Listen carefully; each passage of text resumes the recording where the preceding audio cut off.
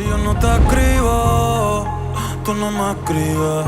Ey. Si tú quieres te busco, yo sé dónde tú vives. Quizá hoy. So for 17 Adastra, that was a referral, and it was a great introduction to somebody we already knew in the community. Bridge that connection and then interested in selling their home. Showcased what we did as a brokerage, our team structure, team size, and what we're able to give in our selling process. Sellers were very happy with what we're doing, the style that we implement our sales, and we listed the property for them.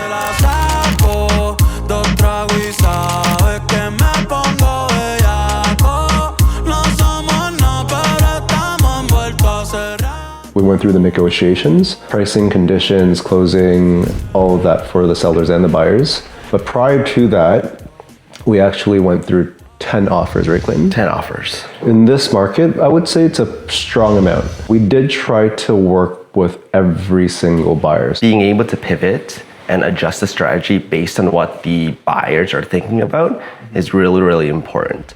With this new shift in the buyer's market, buyers believe that they have the time, they have the options, and they have the negotiation power. And it's very important for us to put ourselves in the buyer's shoes and know what they're expecting. Because if we don't set the expectation up correctly, then we're setting up ourselves to fail. Each next listing that's available actively to market will shift where you're standing in the market. So if something sells lower, the market price, that's the new standard, right? We continuously had to adjust our game plan to that. We had one offer that was 300,000 below. We prepped the sellers for this already. We knew that this type of offer would come through. It's not like a slap to the face. I would say that was still a good offer because the conditions were not ridiculous. It was just a starting price. It's a negotiation. So if you're going to be scared off by a low number, then you can't really grasp onto that, right? But our job was there to just guide the sellers through it, push the numbers to a point where both the buyer and the seller would be happy with. We have to do our due diligence.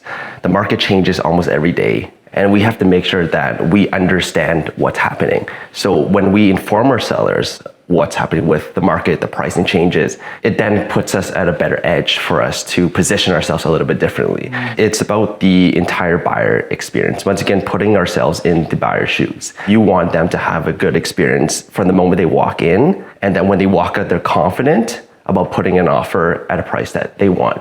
On the flip side, when I'm representing a buyer, usually I try to get at least 8 to 10 homes into one showing session. That gives them a good comparison of different types of homes or different areas, or at least to fine tune what they're looking for. For 17 Adastra, there's a few key aspects that we worked on just to make sure we cover the basics first. The home decor staging, that's always a key plus. We replaced appliances. We had mechanical checks. We did attic checks. We made sure all the small details were looked at before the buyers even bring in their home inspectors, just to make sure we're not going to see a huge price drop from offer price, sold price, and then closing price, right? We wouldn't know, we didn't want any hiccups near the end. We do a bit more value add for each home that we do list. We call it the 5 senses. It's been part of our Art of Sold program. Visually, we mentioned we had the staging. For touch, we have to make sure everything's clean. The whole house is taken care of. For smell, our own brokerage has a go-to scent that we use, more of like a hotel smell, so you kind of remember that when you go through the house. For noise, we have our own playlist that we typically use. It's a little bit more upbeat tempo, keeps the flow going. Before, we would have food laid out before COVID, but we swapped over to make sure that we could have free speech, right? So making sure that there's no cameras in the house so that every buyer that comes in can feel comfortable. Every aspect is covered for every buyer. In terms of marketing material, we always have brochures at the house, something like a takeaway, just in case when buyers are lost in the multiple homes that they see, they have something to hold on to and say, oh yes, that's the house. Let's say they're going to a supermarket and there's a special scent and there's something that they can hear, they're actually more inclined to buy. And we wanted to kind of bring that type of experience over here, that when they have that scent, and they're probably seeing other open houses in the area as well, or other homes, that they remember, hey, this was the one where it smelled like this, or when we walked in, had that scent, had that sight right from the beginning. See how she dances and she sips the Coca-Cola.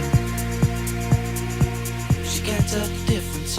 For 17 Adastra, we door knocked the area, roughly 200-300 houses, dropped off flyers. We let the neighborhood know that, hey, there's a house for sale. Please come by. And also, if you have friends and family that are looking, it'd be amazing to, see if they can live in the same neighborhood, right? And actually, for all of our listings, the fruits of the labor that came forward with it was 63 Adastra, the house that we're sitting in now, actually saw our traction and the way we sold 17, the open house signs that we consistently had out, the door knocking that we did, the final results. They saw that and was really happy, and that's why we had a chance again to have a listing presentation with them to give them the full detail of what we did, and that's why we're listing 63 Adastra now. When we were door knocking for this house specifically, letting the neighbors know again, the 200-300 neighbors, there were actually people that came by that were neighbors, and they found out about the house because their mom had the door knock from us and told her son, come over, come check out the house. Yesterday, the son came and they brought their family over.